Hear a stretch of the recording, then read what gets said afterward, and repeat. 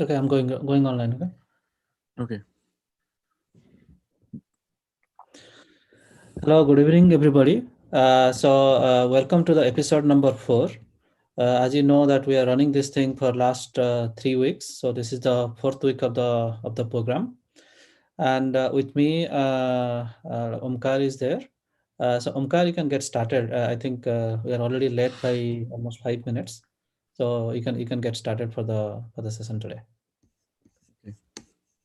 You can hear me, right? Just yeah, I can hear you. Yeah, so you can Okay. share your screen and then you go ahead.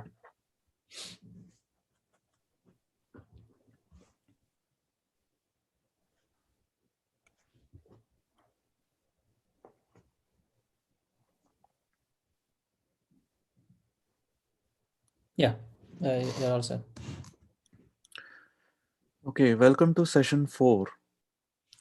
Last time we saw how the constellations Ursa Major and Ursa Minor, which were always visible above the horizon to the ancient Greeks and Romans, how those constellations were practically used by them for identifying the cardinal directions north, south, east, and west, and how they found their way around when sailing.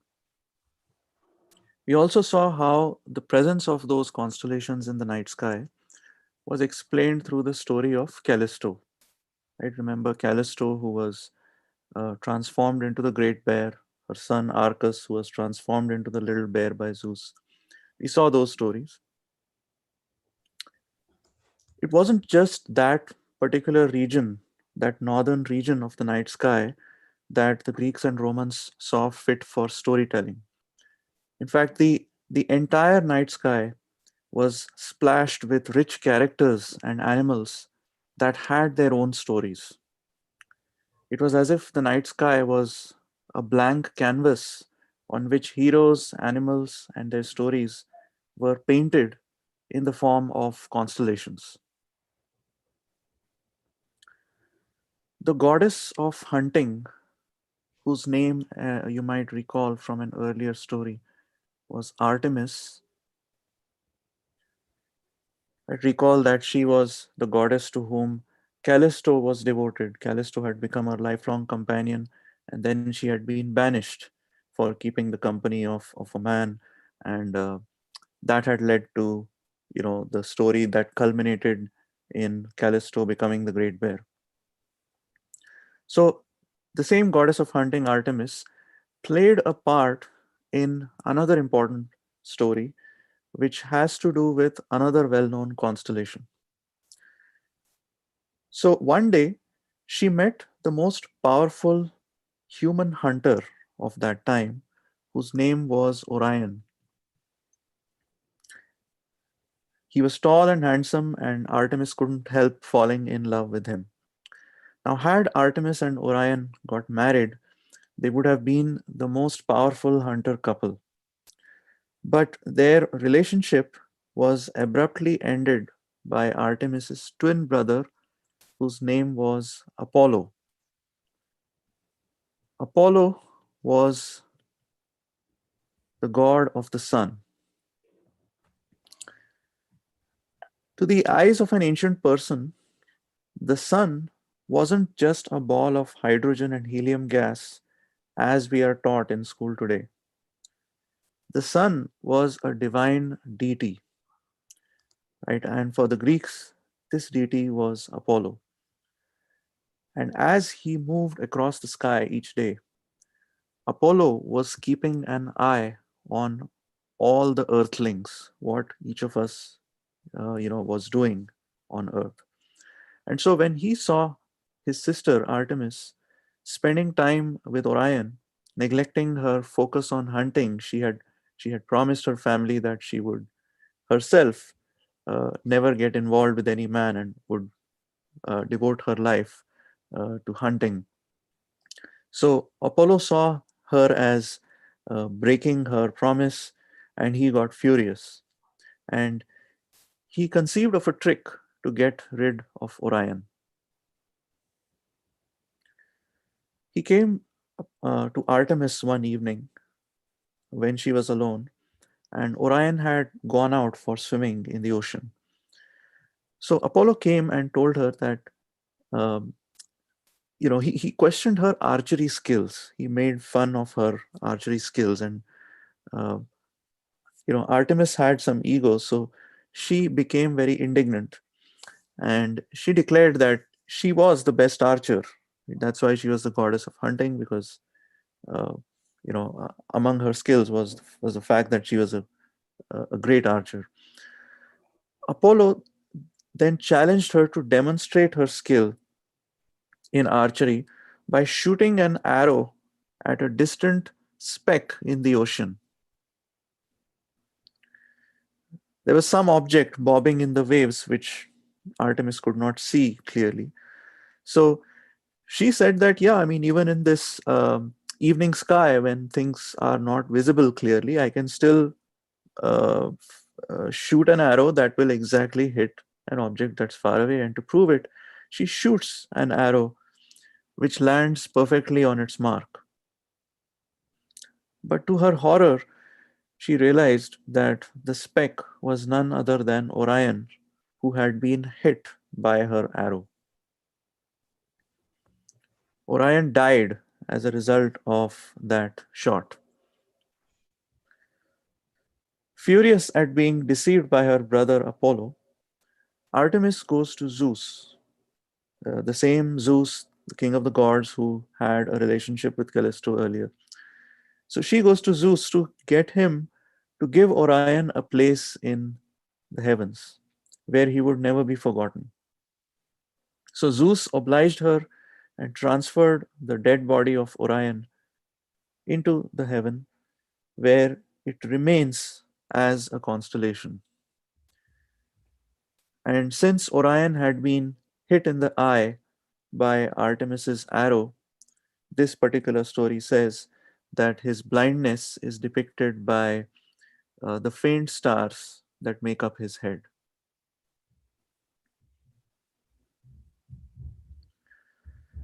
But like most of these stories, there are different versions. There is another account of Orion's death that was not at the hands of Artemis. According to this other story, he boasted one day to Artemis that as a hunter, he could single handedly kill all the animals on the earth. And so the goddess of the earth, who hears this boast by Orion, the goddess of the earth for the Greeks was a deity named Gaia. So she becomes angry and she starts shuddering with fury. When the goddess trembles, um, there's an earthquake. So there's an earthquake, there was a crack on the surface of the earth, and through that crack emerged a powerful scorpion. The scorpion attacks Orion and they have a fierce battle. And in the battle between Orion and the scorpion finally wins by stinging Orion fatally. Orion and the scorpion, whose name was Scorpius for the Greeks, Orion and Scorpius were then placed on opposite sides of the night sky so that they are far away from each other. So when Scorpius uh, rises in the east, Orion is running away, is fleeing under the western horizon. And so this is how the two constellations, Orion and Scorpius, came into the came to be in the night sky, according to this story. So going back to this diagram I had shown last time, recall that these are the four cardinal directions where north is decided by the location of Polaris. But in the east-west direction, we have these constellations, Orion and Scorpius. And what you see here is that as Scorpius is rising above the eastern horizon, Orion is setting in the opposite side at the western horizon. So By the way, since it is winter time right now, if you go out into the night in the evening when it gets dark, you should be able to spot Orion very clearly in the winter sky. Now, unlike uh, Ursa Major and Ursa Minor, uh, recall that they were located here in the northern direction, and they never set below the horizon. Right? They keep going round and round around the pole star, which is part of the Ursa Minor constellation. But Orion is not, and Scorpius, they are not circumpolar constellations. So they rise from the east and they plunge into the ocean on the west, just like the sun and the other stars do. So the three stars that form the belt of Orion are particularly conspicuous even from urban areas. So even from the city where I live in the evening sky, I can make out, these stars, the two stars corresponding to the shoulders of Orion, the two stars at his knees, and the three stars making up the belt. He also holds a shield in one hand and a club in the other hand. And according to the story, Orion also had two dogs that used to help him chase and catch the game, the animals, when hunting. And both of these dogs were also placed in the heavens as constellations next to Orion. So the larger dog, whose name is Canis Major, Canis means dog, Major means large. So this is the large dog, Canis Minor is the smaller dog. Uh, the larger dog is below Orion's feet, and it contains the star which is known as Sirius. Sirius, I've told you before, is the brightest star in the night sky. The smaller dog, Canis Minor, is found behind Orion's shoulder, and it contains another bright star whose name is Procyon.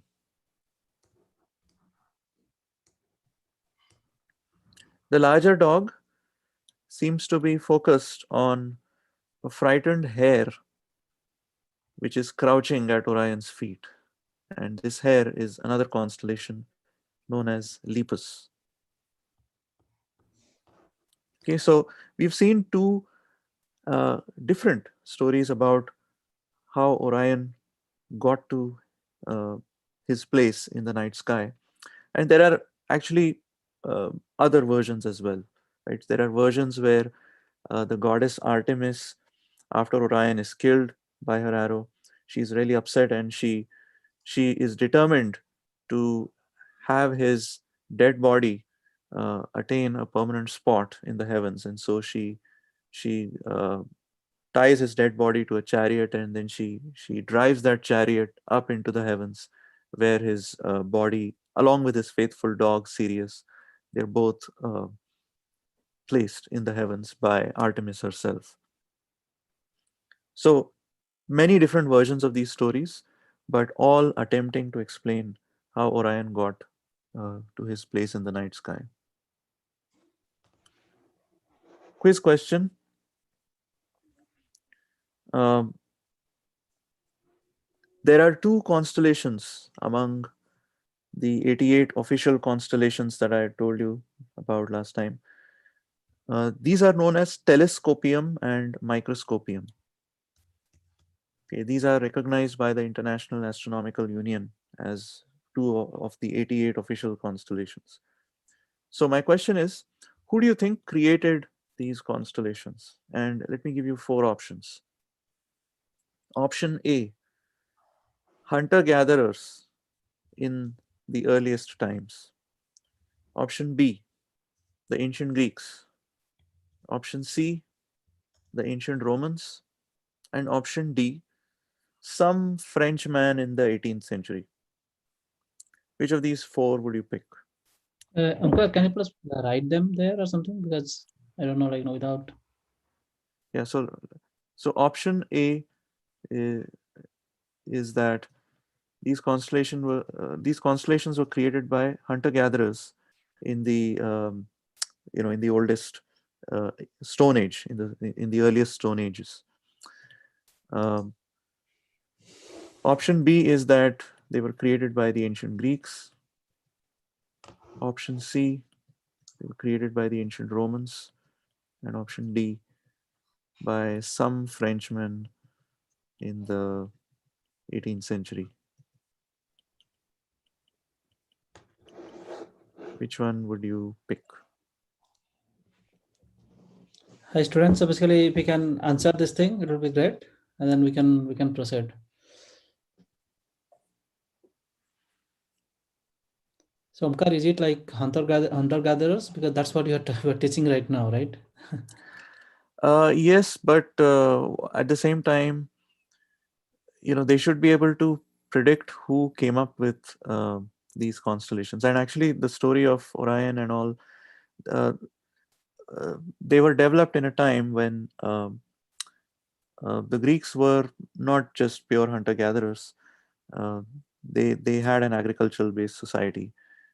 So unfortunately, we don't have written records from hunter gatherer times. So we have to rely on written versions of these stories, which are sort of later in time. So, but from the story itself, they should be able to figure out, knowing what they do about hunter gatherer societies and agricultural societies, uh, So who some could people are have come up answering with, yeah, either B or C. either Uh, B or C. yeah, a lot of questions are coming B, and then a lot of also C. So basically they're Okay, thinking either the ancient Greeks or Romans. okay. So the answer is that it couldn't be hunter gatherers, because they didn't have these instruments, and it also can't be the ancient Greeks and ancient Romans, because if you remember, I told you in an earlier session how the telescope was invented around the time that Galileo lived, and same thing with microscope. And so these instruments were invented only in the last few centuries, so it couldn't be ancient Greeks and ancient Romans. So even if you don't know uh, who this Frenchman was from the 18th century, by a process of pure elimination, you can eliminate these three choices and guess that it must be some person living in uh, modern times who came up with these constellations, right? And today, if you were to come up with constellations, maybe some of you will see laptops or iPhones in the sky. So whatever constellations we have been created by people living in the past, and the kinds of objects that they came up with reflected what was important to them in their age. So the story of Orion, uh, the Great Bear, the Little Bear, the Milky Way, and other stories we've seen, these traditional stories are known as myths. The word myth refers to a traditional story that a society tells itself, which contains the beliefs, the worldviews, the hopes, the fears of people in that society. Today, the word myth also means something that is untrue, but that is not the sense in which we are using the term here. Right? Over time, of course, people stopped believing in many of these stories, and so the word myth became identified with something that is false or something that is not true. But when we use the word myth when studying history, we're not implying that these stories were false, because uh, they were true for people living in that time. They had immense meaning and significance to the society of that time, and every society had myths, right? No exceptions. You have probably studied in your history that writing was something that was invented only very recently, in the last um, 5,000 years or so. Now, before there was writing, think about how people would have passed on the beliefs and the knowledge that they had. How do you think people passed uh, the all the knowledge, the beliefs, the worldviews that they had to the next generation? How did they preserve it? before there was writing. So think about that. We are talking about pre literate cultures here. How did pre literate cultures preserve their knowledge, preserve and pass on their knowledge to their children, to the next generation? They didn't have books, they couldn't write anything because writing had not been invented. So how do you think um, this would have been done? The answer is they did it by embedding all their knowledge in stories. Right? Their beliefs, their worldviews were packaged in the form of these mythical stories, which made it much easier for people to remember that knowledge and to pass on that knowledge. Many of these stories were also written down in the form of poems. Right? Why were many of these ancient stories written in the form of poems? Because poems are easier to memorize than like a long passage in prose. Right? Prose means something that is written like a paragraph in the form of sentences, not in the form of poems. So poems are easy to memorize, and they were composed in the form of meters. That means, I mean, today of course we use rhyming as a way to remember the poem, but in ancient times they used meters. Meters meant that in every um, uh, if every poem was composed of say 4 lines, every stanza in the poem was composed of 4 lines. Each line was supposed to consist exactly of a certain number of meters, sorry, a certain number of syllables, and that could be something like 8 syllables per line, for example, exactly 8. So if somebody tries to tamper with the uh, poem by changing a word or two, that error would have been caught relatively easily because the meter would be violated. And it wasn't just how many syllables there are per line, but also whether the syllables should be short, whether they should be long.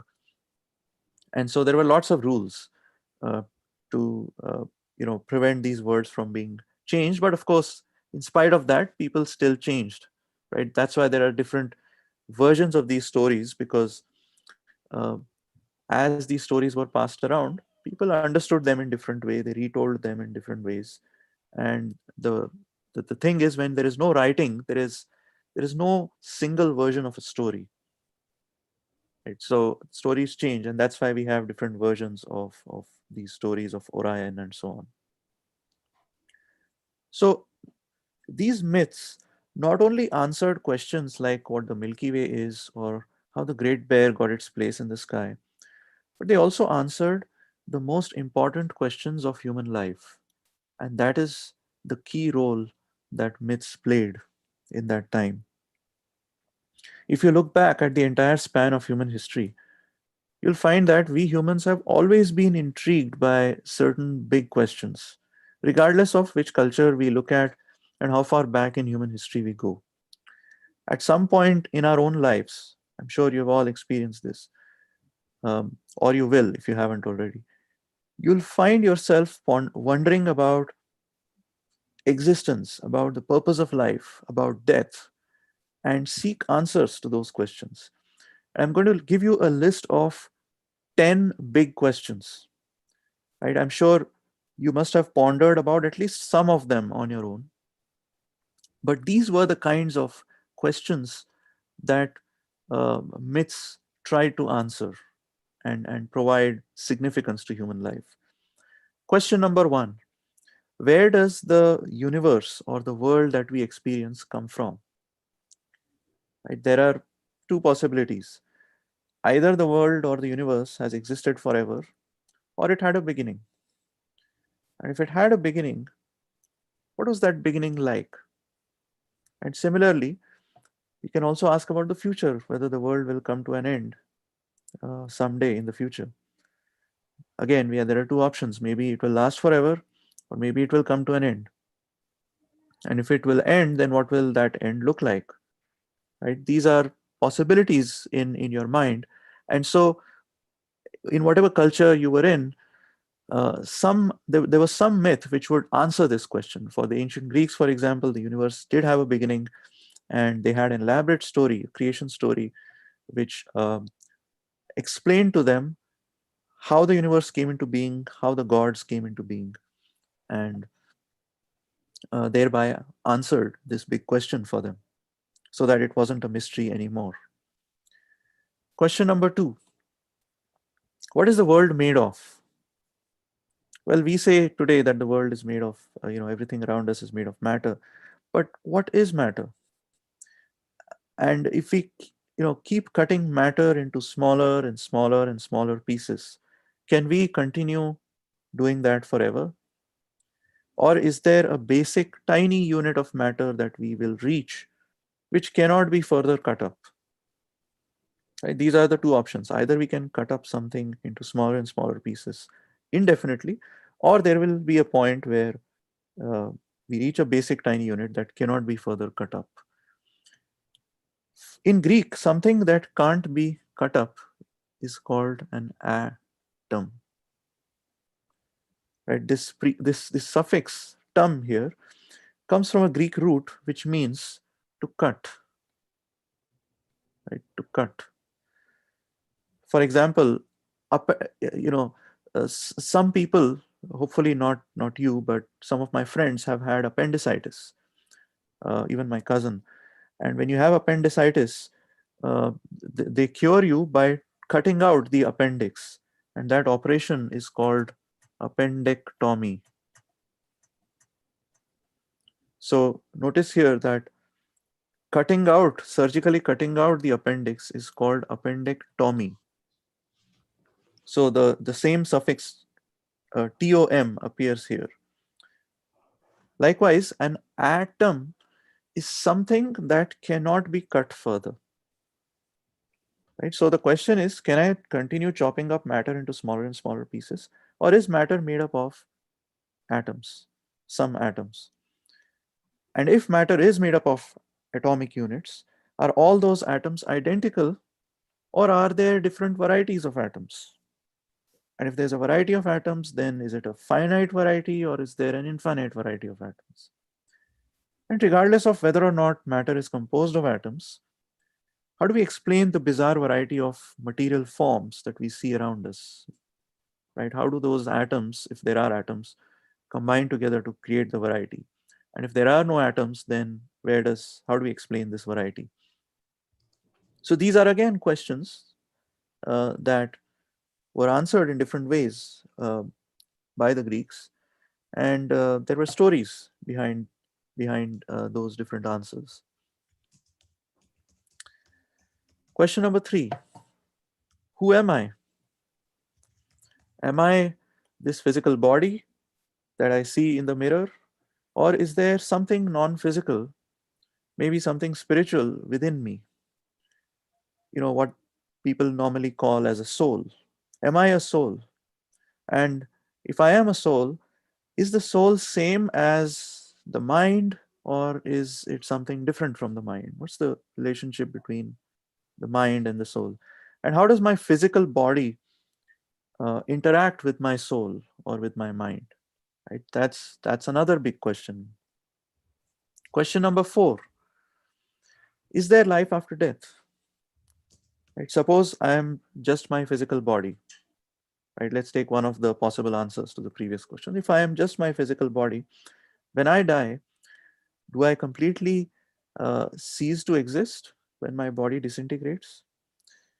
Or is it possible that my body could be somehow miraculously reassembled and reanimated at a later point of time? Right? That is known as resurrection. If you remember, we talked about resurrection in the context of dung beetles earlier because it was significant for the ancient Egyptians who had resurrection as a part of their core belief system. Um, or maybe, and not just Egyptians, there were other uh, cultures as well. For example, in Christianity, people believe that Jesus was resurrected, or that people, ordinary people, can be resurrected at some point in the future. So resurrection was a very common way of thinking about the afterlife in the ancient world.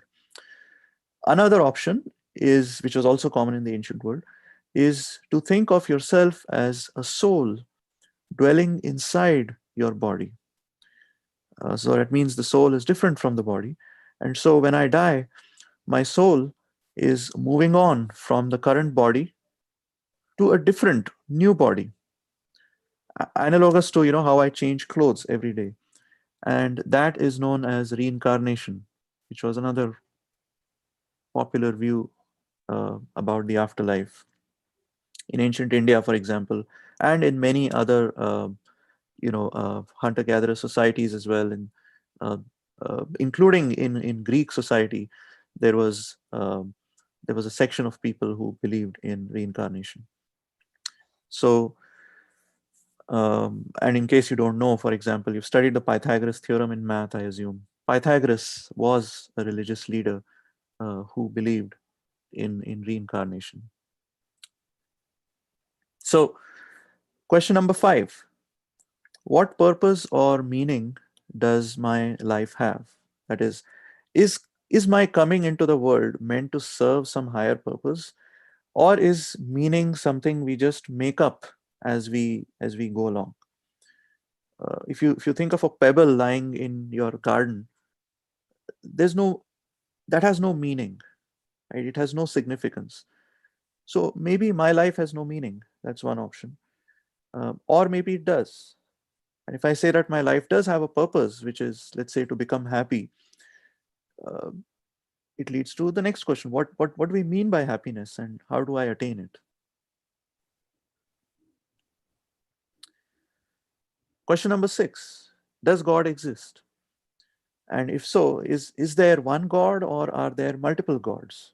Right? And as you can see, the stories that we've talked about, um, they assured the ancient Greeks that the universe is controlled by a hierarchy of gods, with Zeus being the king of the gods, and there being other gods that are responsible for different aspects of nature, Apollo being the sun god.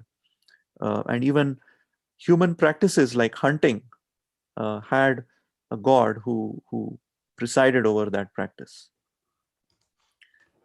And how does the existence of those gods impact our lives? That is also something these stories explained. Um, uh, we see, for example, the sun rising in the sky. So Apollo is watching over our activities. So we need to be careful about what we are doing, because we are being watched.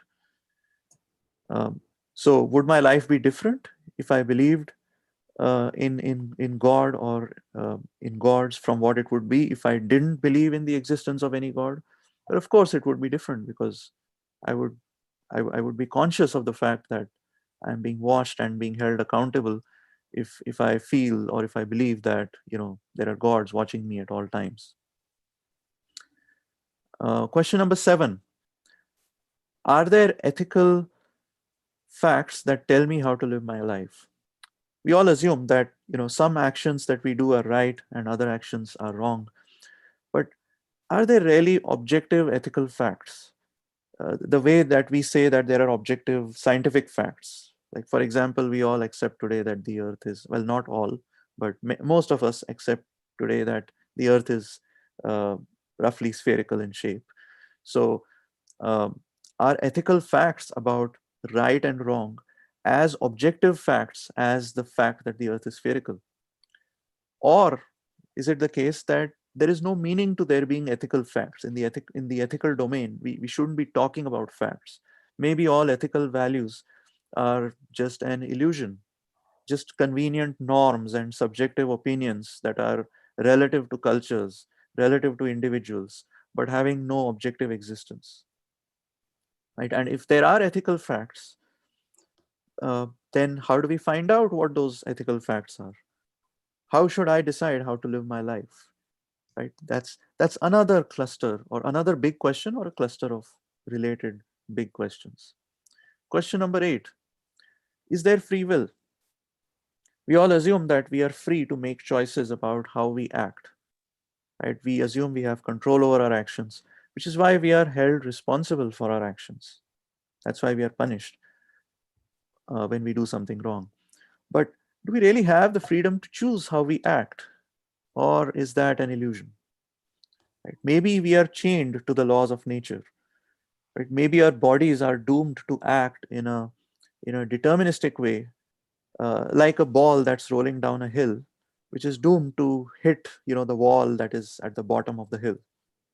Right? You might have studied already, or you will soon study equations of motion, um, which describe the motion of a rolling ball or a falling ball, and you will be making predictions based on those equations.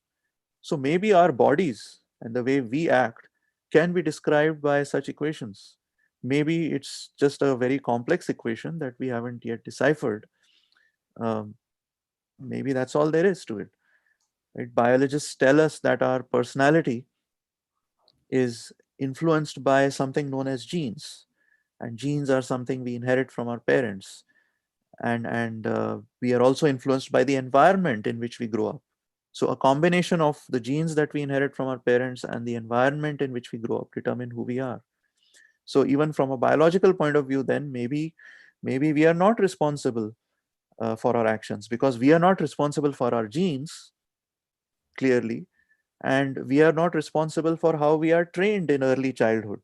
That's something our parents control, our society controls. So maybe we are not responsible for our personality and for anything we do, right? We are perhaps just slaves of the laws of nature, believing in an illusory idea that there is something called free will. Or maybe there is free will, right? Maybe we should be held accountable for our actions.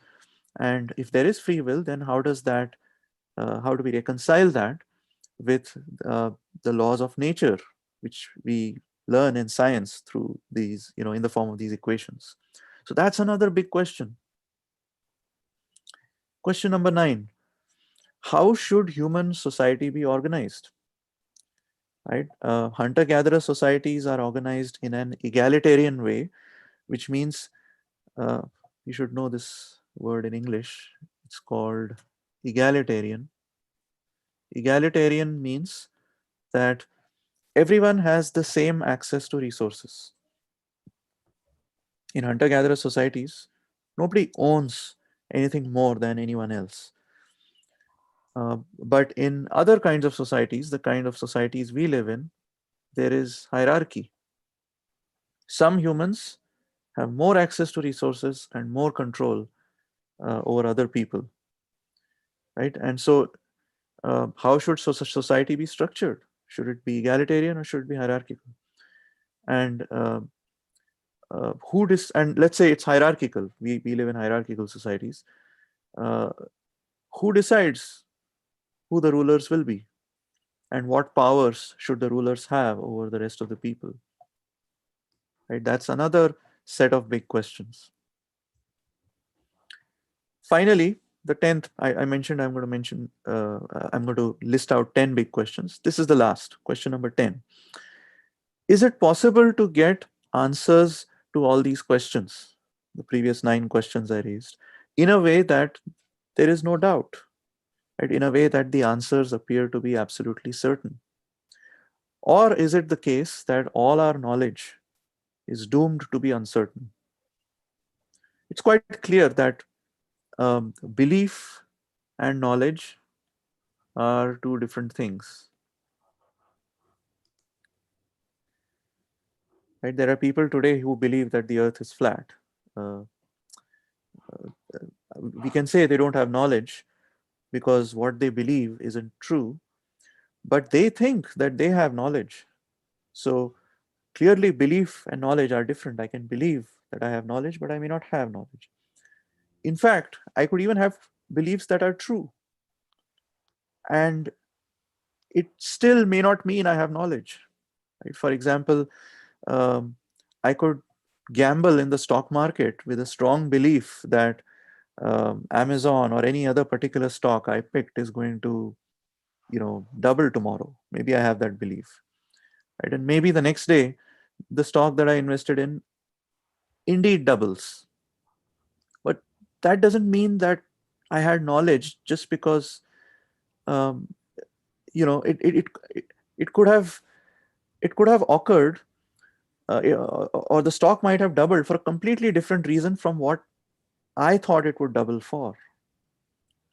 Right? So even true belief is not the same as knowledge. I can have beliefs that are true, but for the wrong reasons. So that means knowledge is not just believing things that are true, but also something more. We need to have, perhaps we need to have the right reasons for it. Or maybe not. Maybe just true belief can be defined as knowledge. And how do we acquire this knowledge, however we define it? Or is it not possible to acquire it? Maybe we just have to live without answers. So many of these big questions, like the questions about the origin of the universe, um, questions about the existence of the gods, and other such questions, they were all answered in earlier times by myths. These myths explained how the universe was created, how the gods were born, how the forces of nature came to be what they are, how humans came into existence, to what extent are we controlled by the gods, to what extent are the human kings appointed by the gods. So, myths were the primary way in which people learned and accepted answers to these big questions in the oldest cultures. So, even if we don't take those stories literally today, we shouldn't underestimate their central importance to people in earlier times. And as we'll see later on, what happened is when different cultures started interacting more and more with each other, as trade spread across, say, the Mediterranean Sea in the Greek world, the Greeks started coming into contact with the Persians, the Egyptians, and other cultures, even Far East. Um, and they became aware that these other people, these other cultures have different stories. Right? They have different answers to these big questions. And so I have my set of stories, they have their set of stories. And so um, they started wondering, how do we know whose stories are true? And that is what led some of the Greeks to take a step back and to say that, well, we shouldn't be relying only on myths. We should come up with some criteria, some objective way in which we can determine, which story is true or which beliefs are true, using something called logic, something called reasoning, which got invented at a certain point in history so that we could identify true beliefs from false beliefs. And that is what led to the invention of philosophy. So philosophy is uh, a different approach to answering these big questions from relying on myths. And it is from philosophy that all the disciplines, modern disciplines like science, even mathematics, and other disciplines, uh, they were born. They were created out of philosophy. So that's a long story, though, which we will look at a later point. But for today, I just want to end by pointing out the central importance of myths in cultures that were pre-literate, right? Cultures that had no writing. If there's no writing, obviously there was no reading, and so it was in the form of these stories that were remembered and passed on by word of mouth, right? Oral, we call them as oral traditions, stories that are passed on by word of mouth. These were the primary means by which people got their knowledge about the world. And knowledge about the constellations, the night sky, is just a small part of that overall knowledge. Okay, we can stop here. Yeah. Thanks, Omkar. So basically, we are going to start the Q&A. So I'm going to send them the link, and then hopefully, like some people who have the questions, they will ask them.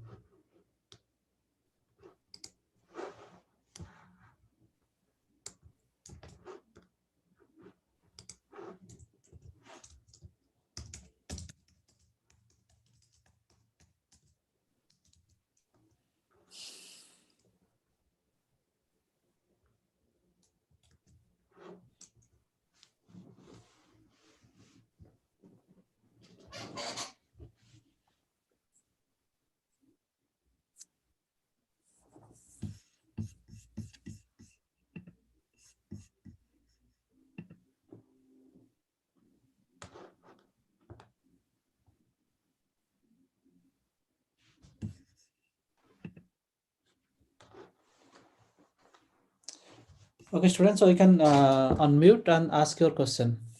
Uh,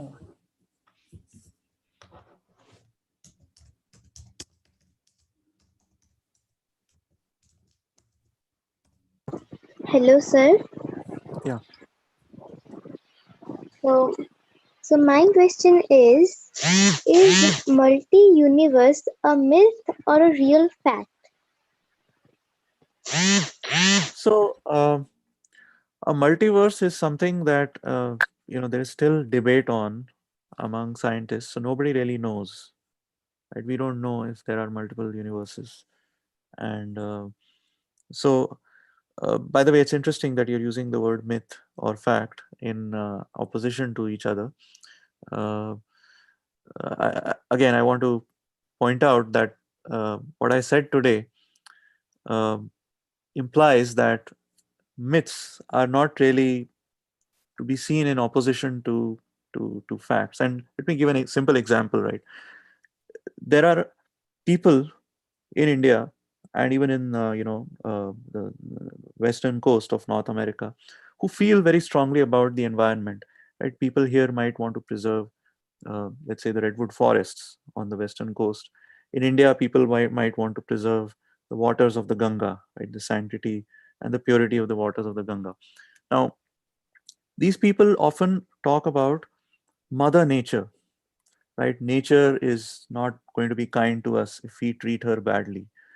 Um, so, when people use phrases like this, right, are they talking about something false or are they talking about something real, right? So, we may not think that there is actually a female lady who's called Mother Nature who's going to get angry like a human gets angry, but it's still meaningful to use those uh, metaphors, you can say, because that is what gives us an emotional connection with nature, right? So uh, I just want to point out that we do rely on um, so-called myths even today, which are not really opposed to fact, right? It's just that we use them in a way that um, emotionally we can connect to them, right? So it's not wrong, it's not false, because people who use these phrases are often, they are aware. Like if you're hugging a tree, uh, many of these people might be aware that the tree is not conscious the way humans are, but at the same time, that is what gives significance to the action or the activism that they are doing, and so it's real for them. So uh, so I hope this example shows you that myth and reality are not necessarily opposed to each other. They can often go together. okay, so next question, Sudipti. So, Sora, if you have any other question, you can ask later. And I just want to give one chance to everybody. So, Sudipti, you can ask your question, please. Hi, Yeah. sir. I have a common question. I don't know how many percent it is correct. I just want to ask it. So, sir, how the astronauts imagine the things by the stars? Like they imagine the microscope and telescope, and they imagine a lot of things. So, how can they? So you're talking probably about astronomers. Well, Uh, we all imagine things, right? When you look at the clouds, you can imagine the clouds to be of any shape that you want. Uh, so constellations are, um, things that different cultures have invented, and so the 88 constellations that were chosen were invented at different points in the past by different people. So it's just a convention that the International Astronomical Union adopted. Uh, Constellations that were invented 300, 400 years ago were invented by people who were excited by the new developments in astronomy or physics, by the new instruments that were being invented, like the telescope and the microscope, which gave them access to parts of the universe, both outside there in the macrocosmos, as well as the tiny world of cells, right? Microbes, which people couldn't see earlier, but which people could now see with microscopes. It was like accessing a new world, and so it was immensely significant for the people of that time. And so when they saw stars in the night sky, they were they came up with these objects. Uh, just like today, as I said, maybe you will come up with objects that are significant to you in the night sky, right? If iPhones are significant for you, or Android phones, maybe you'll see those in some of the constellations.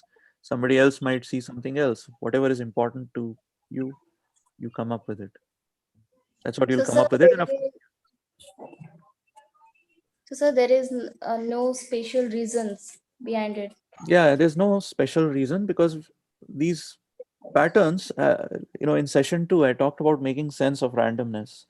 These patterns are essentially random, and so if you want to make sense of randomness, you have to you can't keep track of individual stars.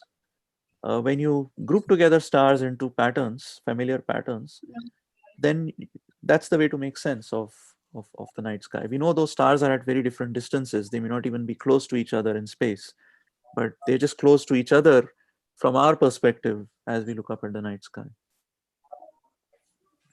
Okay, sir. Thank you. Yeah. Okay, so next is Surpa. Surpa Baral, please ask your question. Hello, sir. Yeah. Yeah, go ahead. Hello. Sir, can you hear me? Yeah, Yeah. we can. Sir, my question is myths and mythology. Hello. Yeah, we can. Hello. Surpa, you just speak Sir, my slowly. question is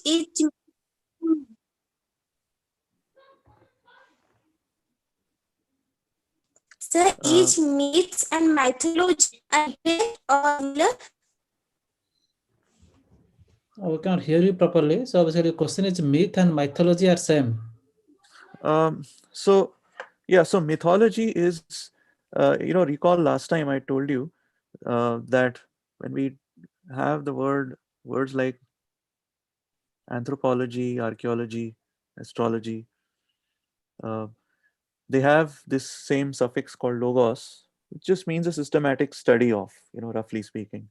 So mythology, you can say, is the study of myths, right? It's used in two senses actually. One sense is studying myths the way um, other scholars might study the stars or humans or life in general, biology, psychology, and things like that. So that's one meaning of mythology. And there are scholars, there are professors of mythology in universities. They study these myths and what they meant for the cultures. Another way in which we mean the word mythology, which is probably not the right way, but that's probably more common, is it's just the body of myths, right? The collection of uh, mythical stories that are published together in a book. So it's just when I say that I'm studying Greek mythology, what I mean is I'm studying the stories about creation written by these ancient Greeks, right? Different stories. So does that explain what mythology is? Mythology is, formally speaking, the study of myths, systematic study of myths. Sir, science believes on me. I couldn't hear. Sorry. I also couldn't. So, Surpa, I think you have a bad connection. So, why don't you type your question so that I can definitely get it answered by Omkar sir. Okay. So, you please, basically, you have a problem on the internet. So, therefore, this thing. So, next question is Rudra. Actually, Surpa actually she's disconnected. Rudra, please ask your question. Hello, sir.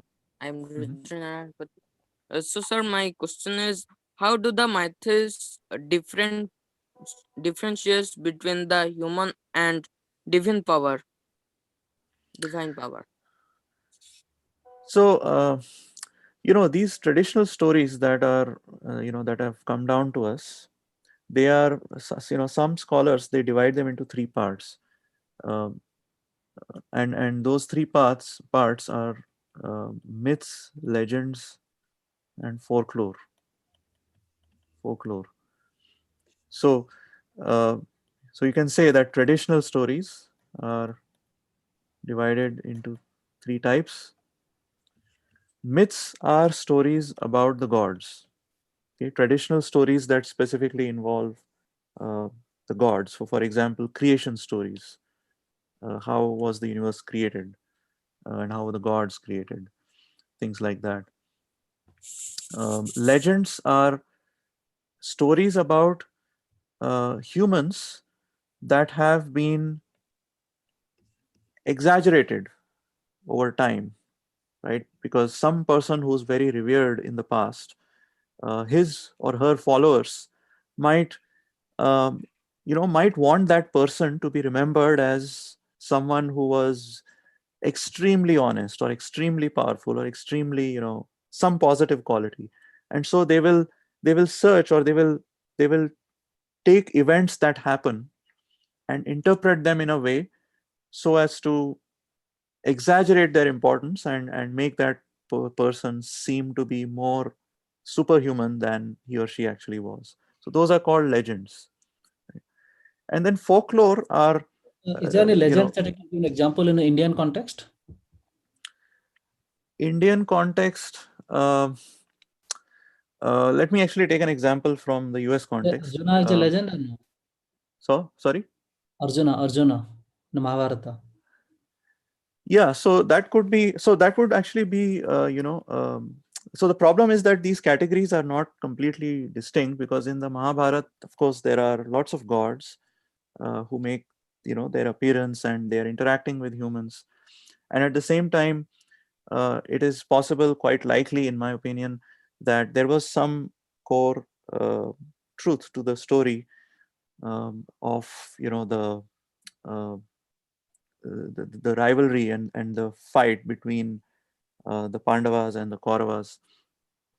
In a similar way, even in the Greek world, the Iliad and the Odyssey describe a war uh, called the Trojan War, and people have found actually archaeological remains in the city of Troy, uh, showing that the Trojan War is something that probably happened. Now, whether all the details described in the Iliad and Odyssey happened exactly the way they've been described or not, that is obviously hard to tell. There might have been lots of exaggerations, and similar thing could have happened with the Mahabharata that is present today. Maybe not all of those things happened the way they are described, but uh, so that's the difficulty with cleanly categorizing some story as a myth versus legend versus folklore, because some stories might have exaggerations of, about humans, real humans who actually lived in the past, and there might also have those stories might also have gods appearing in them,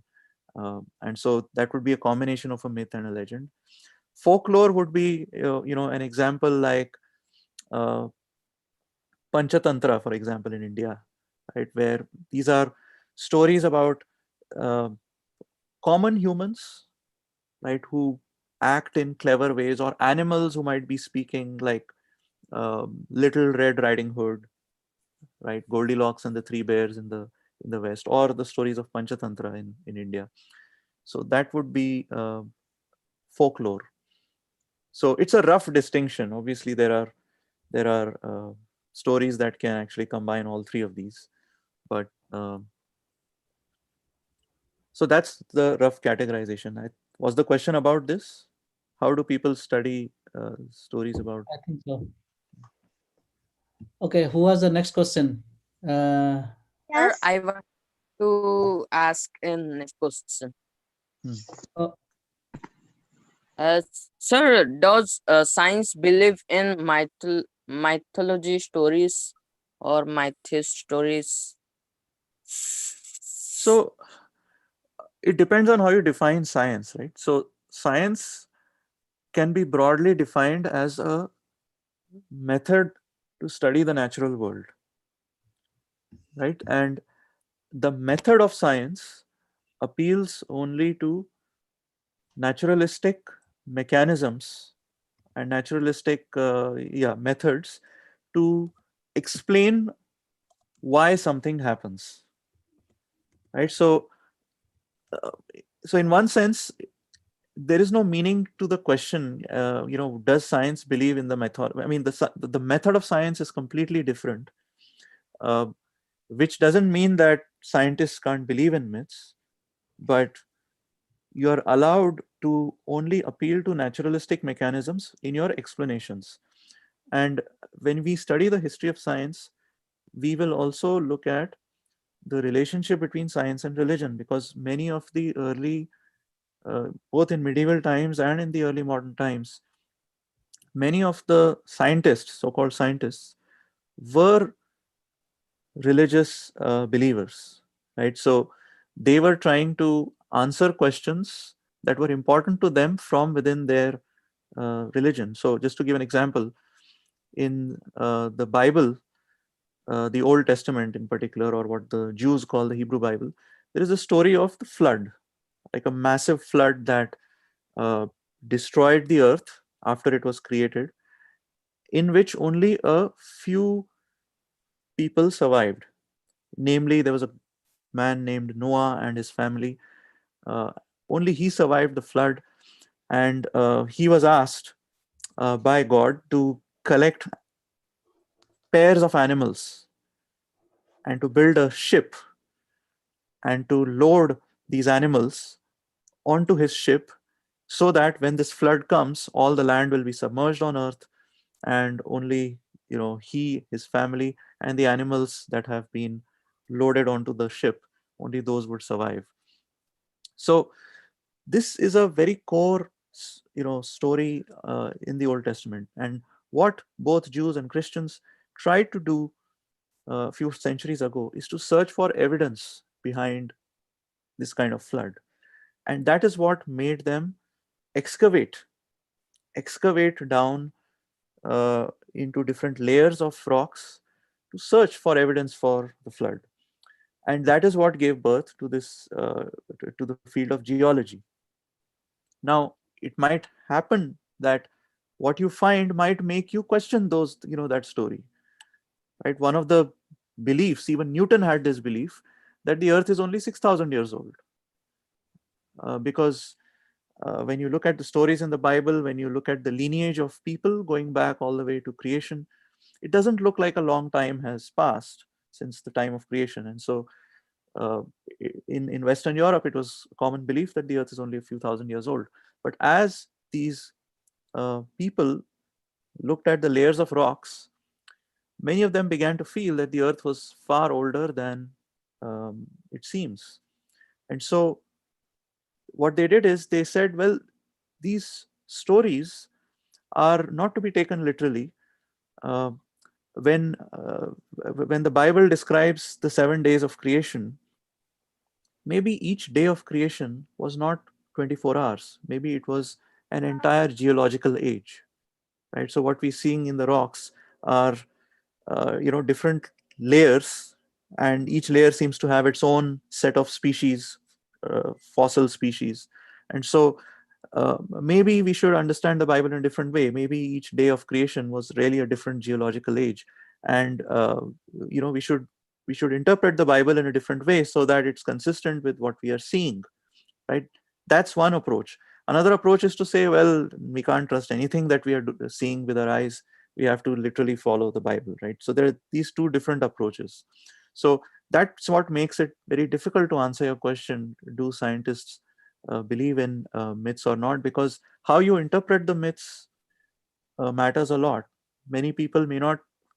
I would say that more scientists probably don't accept these myths literally, because you know it's not clear like which myths to accept then, given that there are so many of them from so many different cultures. But scientists who come from one particular culture might recognize that there are myths that have deeper meaning, right, beyond just the literal story, and those deeper meanings can be true. And in fact, there are mythologists who have tried to look at myths from across different cultures and seek for common truths, universal truths that underlie all myths. So there are, like, just to give an example, there was a mythologist. His name was Joseph Campbell, who went in that direction, right? So, in short, there are a lot of different people following a lot of different variety of methods in how they approach myths. So it's hard to answer definitively what, uh, Okay, so last yeah. question, Sora. Sora, you can ask a Thank you, question. sir. So, so my question is, once Stephen Hawking said that God is not real. He or Hmm. she is an imagination of humans. So, what Hmm. today science believe? God is real or not? It's the same answer, right? Many scientists may not believe that God is real, but there'll be other scientists who will believe that God is real.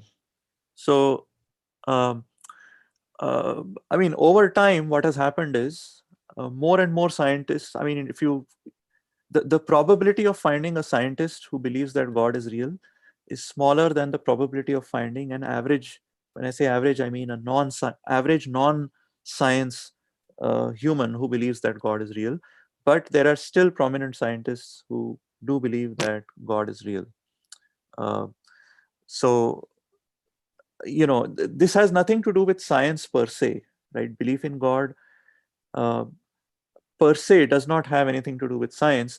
But yes, if you look at specific stories about a specific god or a specific set of gods and specific events that are described in these texts, which overlap with what we know from science, then yes, there would be conflicts. And when there are conflicts, many scientists, most scientists, I would say, would take the position that either those stories are not real or that those stories have to be interpreted differently.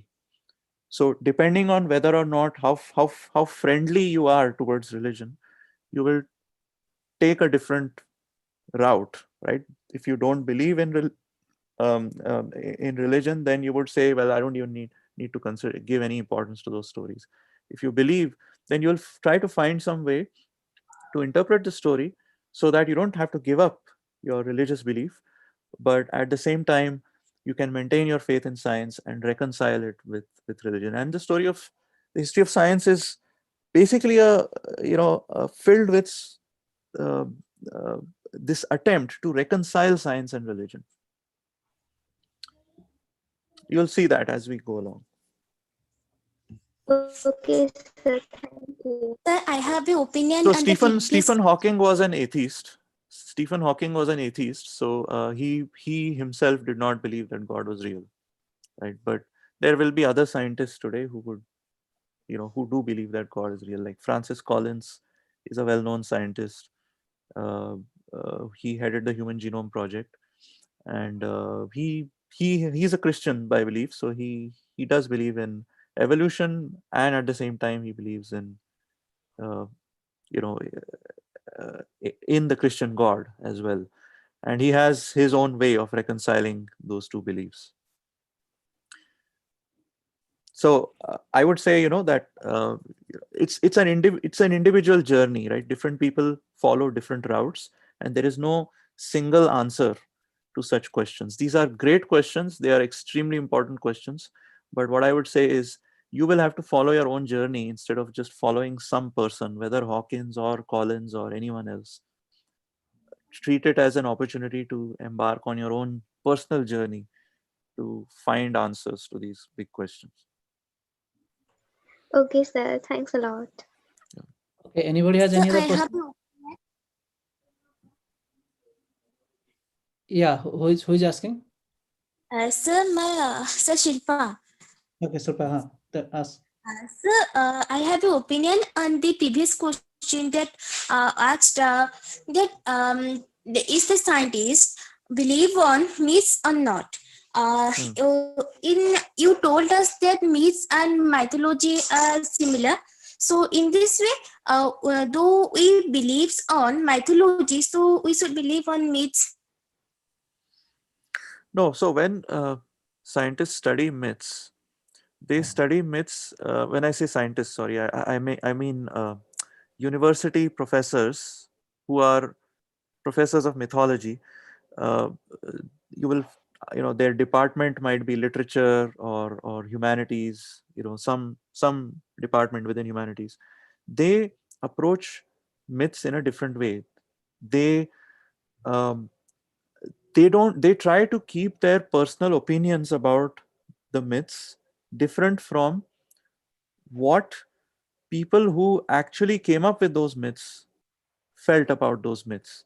So I've talked about this discipline known as anthropology, right? So what anthropologists do is they go out and look at other cultures living among those people. Let's say an anthropologist is trying to study a hunter gatherer tribe.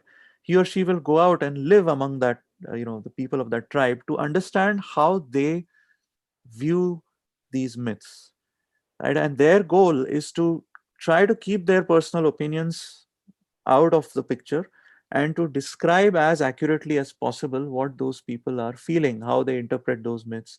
And that it's very hard, right? Because how do you keep your subjective opinion from infiltrating your analysis? um, and that might not even be possible to the fullest degree. And so you also have a diversity of scholars who might understand the same myths and their importance in different ways.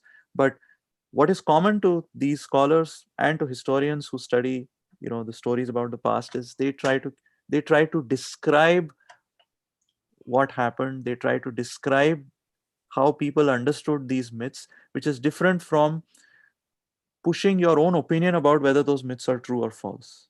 I don't know if that makes sense. They're not being prescriptive, they are just being descriptive. I'm not sure if you understand the distinction between these two terms, but prescriptive means I'm advising you not to believe, right?